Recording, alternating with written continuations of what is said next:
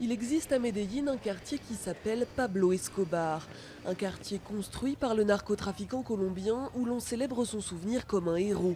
Pablo Escobar distribuait ici ses largesses aux habitants les plus pauvres. 20 ans après sa mort, certains lui vouent encore un véritable culte. Nous avons un autel dédié à Pablo Escobar parce que nous croyons en lui comme un homme très bon et les hommes bons vont au ciel. Et donc depuis le ciel, il parle avec Dieu pour que Dieu nous aide. Pour moi, le Robin des Bois colombien, c'est Pablo Escobar, parce qu'il prenait aux riches pour nous donner à nous, les pauvres. Et il s'occupait très bien de nous, car nous vivions dans une misère totale.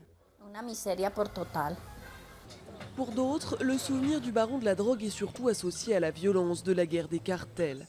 Pablo Escobar a fondé le cartel de Medellín à la fin des années 70, organisant un très fructueux trafic de cocaïne entre la Colombie et les États-Unis. 10 ans plus tard, il était à la tête de l'une des premières fortunes mondiales. Le ranch qu'il s'est fait construire à quelques heures de Medellín abritait une collection de voitures anciennes et un zoo d'animaux exotiques. Il est aujourd'hui transformé en parc d'attractions et en musée.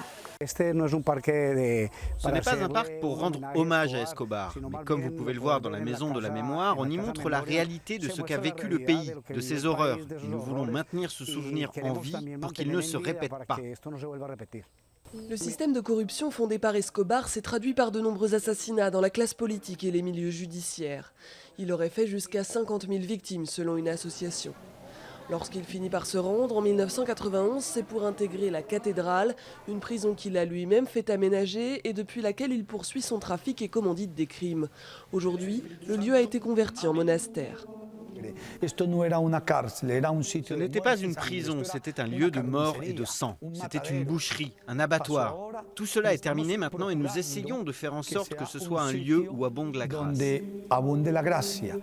Lorsque les autorités décident de le transférer dans une prison militaire, Pablo Escobar s'enfuit. Il sera rattrapé et tué par la police le 2 décembre 1993. Sa mort signe la fin des grands cartels, mais pas celle du mythe Escobar. Depuis un an, il est le héros d'une telenovela qui bat des records d'audience en Colombie.